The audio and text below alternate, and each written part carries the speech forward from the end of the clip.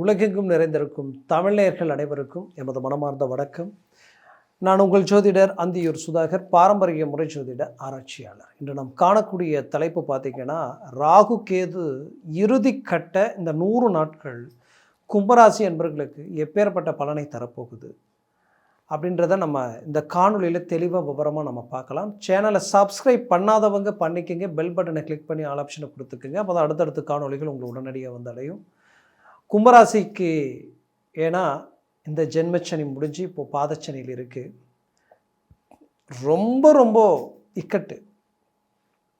இந்த நிலைமை எதிரிக்கு கூட வந்துடக்கூடாதுன்ற அளவுக்கு ஒரு சில நெருக்கடிகளுக்கு ஆளாயிருக்கீங்க.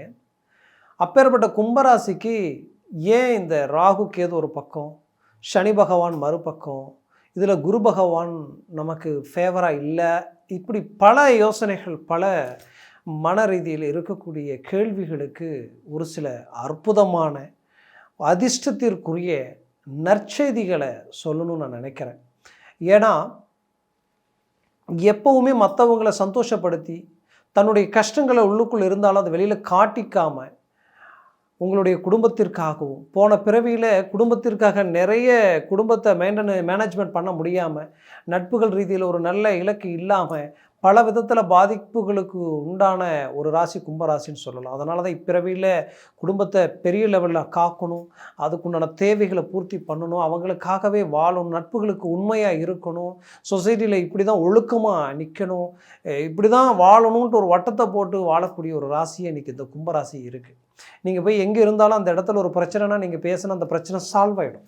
அது யாராக இருந்தாலும் உங்கள் பேச்சுக்கு கட்டுப்படுவாங்க. அந்த லெவலுக்கு உங்களுக்குன்ற ஒரு அந்தஸ்து, மதிப்பு, மரியாதை என்றைக்குமே இருக்குது. ஒழுக்கம் உங்கள்கிட்ட ரொம்ப அதிகமாக இருக்குது. அப்பேற்பட்ட கும்பராசிக்கு ஏன்னா இவ்வளோ இதை ஸ்ட்ராங்காக சொல்ல வரேன்னா, இந்த நிலை எதிரிக்கு கூட வரக்கூடாதுன்னு நான் சொன்னேன். ஏன் சொன்னேன்னா, அந்த அளவுக்கு பிரச்சனைகள் மட்டுமல்ல, நிறைய பாதிப்புகளை சந்திச்சிட்டீங்க. இதனால் கடனாளியானது மிச்சம், ஆரோக்கியம் கெட்டது மிச்சம், குடும்ப ரீதியில் இருக்கின்ற அமைதி நிம்மதி போனது மிச்சம். இதில் வேறு ஒன்றுமே இல்லை. நான் கஷ்டப்படணும்னு நினச்சா எனக்கு உழைப்பு தான் வரணும், உழைப்பால் வளர்ச்சி வரணும், வளர்ச்சியால் சந்தோஷ நிம்மதி கிடைக்கணும், முன்னேற்றங்கள் இருக்கணும், அந்தஸ்து மரியாதை பெருக்கணும். ஆனால் இந்த இடத்துல என்னென்னா, இது எல்லாமே வேறு மாதிரி இருக்குது. இங்கே உண்மை, நேர்மை, யதார்த்தத்துக்கு காலமே இல்லையான்ற அளவுக்கு நல்லதை செய்ய போய் பாதிக்கப்பட்டவங்களும் கும்பராசி தான். அப்பேற்பட்ட கும்பராசிக்கு இப்போது இந்த ராகு நிற்கக்கூடிய வீடு கும்பத்தினுடைய சனி பகவான் வீட்டில். சனி பகவான் எங்கே இருக்கார்?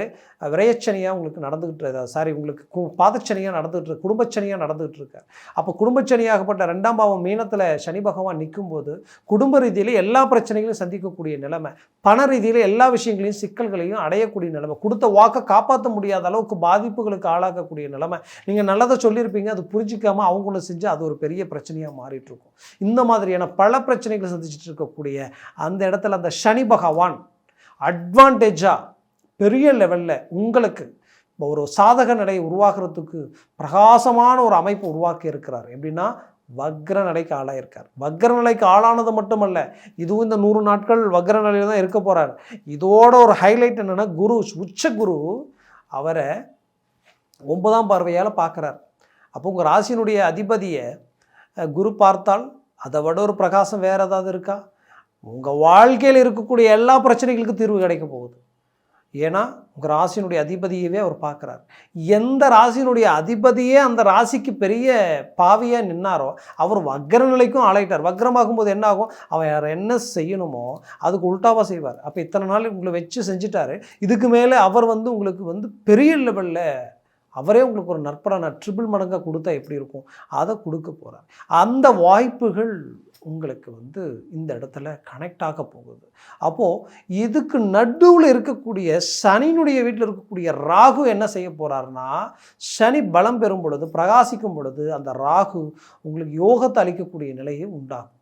அப்போது அந்த நிலையினால் என்ன நடக்க போகுதுன்னா, இப்போது ஆன்லைன் சம்மந்தப்பட்ட வேலையில் இருக்கக்கூடியவங்க, ஆன்லைனில் நான் இன்வெஸ்ட்மெண்ட் பண்ணி சில வேலைகளை செஞ்சிட்ருக்கிறேன், இந்த மாதிரியான ஆன்லைனில் எக்ஸ்போர்ட் பண்ணுறேன், வெளிநாடு வரைக்குமே பல விஷயங்களை நம்ம பண்ணிகிட்ருக்குறோம் அப்படின்றவங்களுக்கு இது பெரிய லெவலில் சக்ஸஸ்ஃபுல் கொடுக்க போகுது, உச்சக்கட்ட வளர்ச்சியை கொடுக்க போகுது.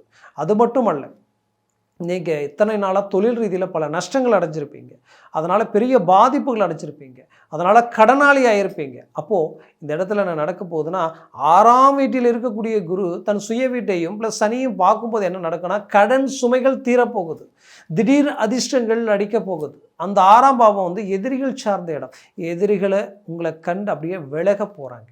அது மட்டும் இல்லை, இத்தனை நாளாக யாரெல்லாம் தடையாக இருந்தாங்களோ, யாரெல்லாம் உங்களுக்கு பிரச்சனைகளாக இருந்தாலும் அவங்களையே உங்களை விட்டு விலகிறதுக்கு உண்டான அருமையான காலமாக இது மாறப்போகுது. குறிப்பாக இந்த குருவினால் நடக்கக்கூடிய நன்மைகள் என்னென்னா, நீங்கள் வந்து ஒரு ஒரு ஹோட்டல் சம்மந்தப்பட்ட தொழில் இருக்கிறீங்கன்னா நீங்கள் பெரிய லெவலில் வளர்ச்சி அடைய போகிறீங்க.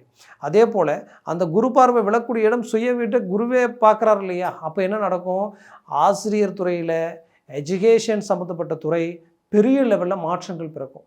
நிறைய பேருக்கு எஜுகேஷன் துறையில் நாம் நல்லா வளர்ந்து வர வேண்டிய நேரத்தில் அப்படியே சடனாக டவுன் ஆகிட்டோமே, இது மீண்டும் அடுத்த கட்டத்துக்கு கொண்டு போக முடியுமா, இல்லை அதை விற்றுலாமான்ற அளவுக்கெல்லாம் சிலர் முடிவெடுக்கிற நிலைமைக்கு ஆளாக இருந்திருப்பீங்க. அவங்களுக்கு சொல்கிறேன், மீண்டும் ரீஎன்ட்ரி கொடுக்கறதுக்கு உண்டான காலமாக இது இருக்கும். அடுத்தது இந்த குருவினுடைய தாக்கம் வேறு என்ன அப்படின்னா, நீண்ட நாள் குடும்ப விருத்தி, என்ன குடும்பஸ்தானத்தில் தான் இது நடந்துக்கிட்டு இருக்கு.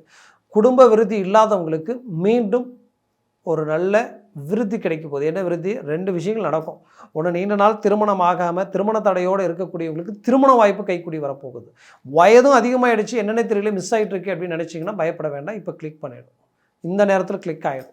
அதே நேரத்தில் திருமணமாகி புத்திரபாகி கிடைக்கலன்னு நினச்சவங்களுக்கு புத்திரபாகி கிடைக்கிறதுக்கு உண்டான வாய்ப்பு. இன்னும் சிலருக்கு ஆண் குழந்தைங்க இல்லையே, பெண் குழந்தைங்க இருக்குது, இருந்தாலும் ஆண் குழந்தை இருந்தால் பரவாயில்லையே நினச்சவங்களுக்கு அந்த வாய்ப்பும் கிடைக்க போகுது.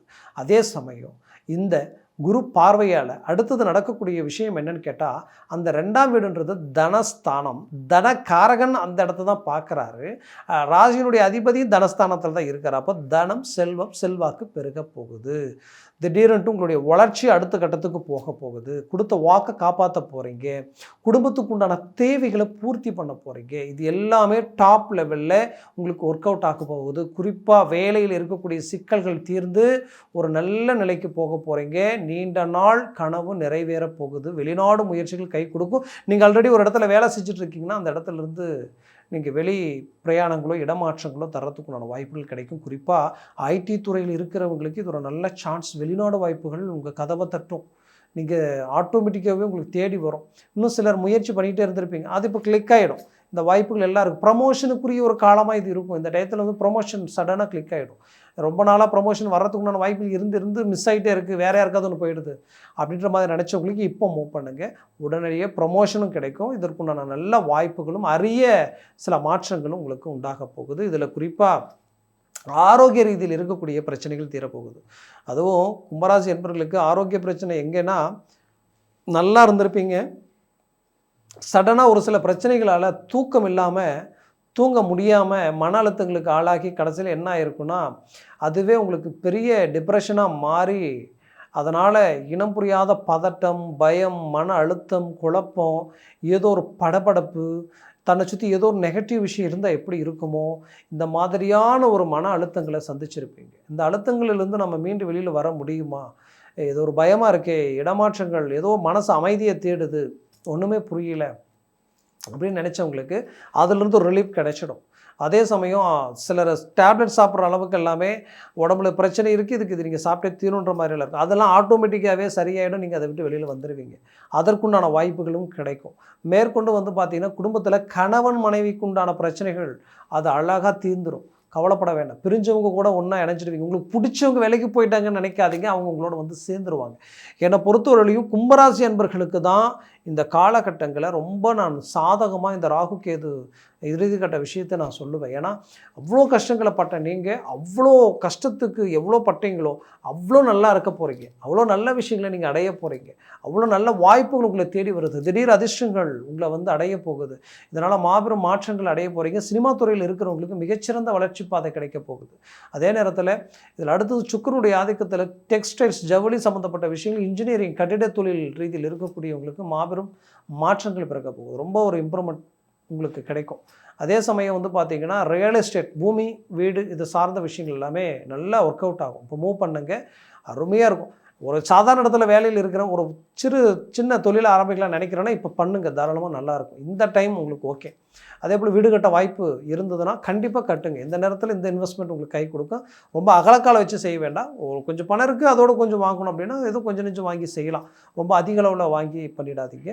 அதை கரெக்டாக மேனேஜ்மெண்ட் பண்ணிக்கோங்க. அதே போல் ரொம்ப கடன் சுமைகள் அதிகமாகி நம்ம ஏதாவது ஒரு இடம் இருக்குது பட் அதை காப்பாற்றணும்னு நினைக்கிறத விட அந்த இடத்த விற்றாது பிரச்சனை வெளியில் வாங்க மீண்டும் ஒன்று உருவாக்கிடுவீங்க. அந்த கெப்பாசிட்டி உங்களுக்கு உண்டு. எதையும் ஃபேஸ் பண்ண நீங்கள் நல்லா இருந்தால் எதையும் ஃபேஸ் பண்ணிக்குவீங்க. உங்களுக்கு இதையே நினச்சி நீங்கள் வேதனையில் சந்திக்கிறது வேண்டாம்.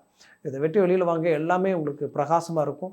கண்டிப்பாக சொல்கிறேன், கும்பராசி என்பவர்களுக்கு பெரிய லெவலில் மாற்றங்கள் உண்டு, பெரிய மிகச்சிறந்த வளர்ச்சி பாதை உண்டு. அதனால் உங்களுடைய ஜனன ஜாதகம் மிக அவசியம். எந்த கிரகத்தினால தொடர்ச்சியாக ஒரே பிரச்சனையை நீங்கள் சந்திச்சுட்டு வரீங்கன்றதை பாருங்கள். அது உங்கள் குருவா இல்லை சனியா இல்லை சுக்கிரனா, யாரால் இந்த பாதிப்புகள் கண்டினியூவாக நீங்கள் சந்திக்கிறீங்கன்னு பார்த்தீங்கன்னா உங்கள் பிரச்சனைகளுக்கு தீர்வு கிடைக்கும். அதனால் உங்களுடைய ஜனன ஜாதகத்தை பார்த்து எந்த ஒரு முடிவு எடுக்கிறது ஆகச்சிறந்தது. பார்க்கணும்னு நினச்சிங்கன்னா கீழே இருக்கக்கூடிய காண்டாக்ட் நம்பருக்கு கால் பண்ணி முன்பதிவு செய்து வாட்ஸ்அப் மூலமாக உங்கள் ஜாதகத்தை அனுப்பி தெளிவாக விவரமாக கேட்டு தெரிஞ்சு அதை சார்ந்த முயற்சிகளும் முடிவுகளும் எடுங்க. அது மேலும் மேலும் உங்களுடைய வாழ்க்கையை வளமாக அமைச்சிடும். உங்களது வாழ்க்கை வளமாக அமைந்திட என்பது மனமார்ந்த வாழ்த்துக்கள். நன்றி, வணக்கம். மீண்டும் சந்திக்கலாம்.